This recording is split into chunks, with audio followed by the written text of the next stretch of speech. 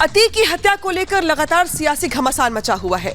एक तरफ पटना में जमकर नारेबाजी हो रही है, तो वहीं दूसरी ओर AIMIM चीफ ओवैसी ने यहां पे अतीक की हत्या पर हमदर्दी जता दी है। ओवैसी ने अतीक के हत्यारों की तुलना गोडसे से कर दी है। क्या कुछ कहा गया उनकी ओर से, दिखाते हैं आपको इस रिपोर्ट में।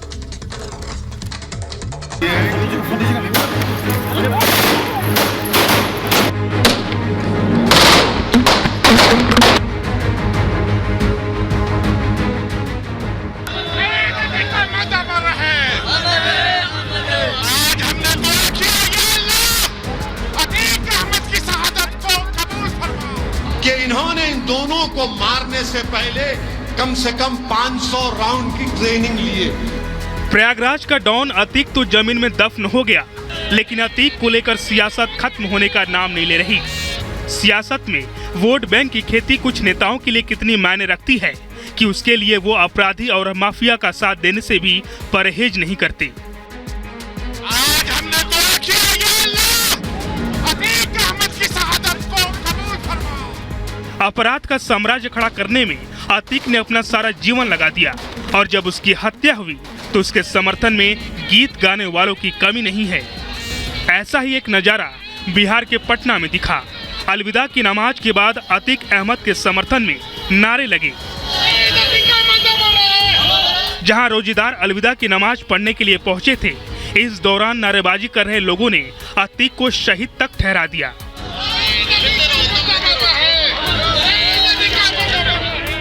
पटना में अतीक के समर्थन में नारे लगे तो दूसरी तरफ तुरंत इस मामले में तूल पकड़ लिया।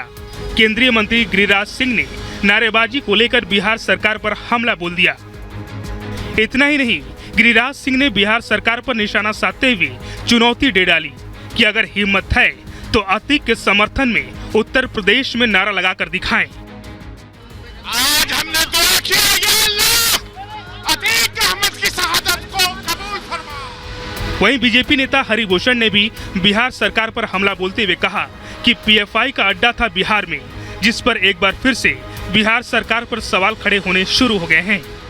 जो PFI का अड्डा था बिहार में, और जो सरकार के संरक्षण में पल बढ़ रही थी, इस घटना ने सिद्ध कर दिया कि बिहार में उसकी जड़ें गहरी है और सरकार के संरक्षण में ये संस्था चल रहा है। हम सरकार से मांग करते हैं कि ऐसे लोगों को सरेआम इनकाउंटर किया जाए, इनके घरों पर बुलडोजर चलाया जाए, नहीं तो माना जाएगा कि सरकार साथ दे रही है, सरकार बढ़ा रही है इन लोगों के मंसूबों को। अतीक के समर्थन में लगे नारों को लेकर अपना बचाव करने के लिए RJD भी सियासत के मैदान में उतर गई। RJD नेता मृत्युंजय तिवारी ने बचाव करते हुए कहा कि इसे सियासत का एक मुद्दा बनाया जा रहा है। कौन नारा लगा रहा, क्या लगा रहा, क्यों लगा रहा, ये तो जांच पुलिस प्रशासन करेगी। बिहार में नीतीश तेजस्वी की सरकार है, महागठबंधन की, कानून का राज है, कानून अपना काम करेगा।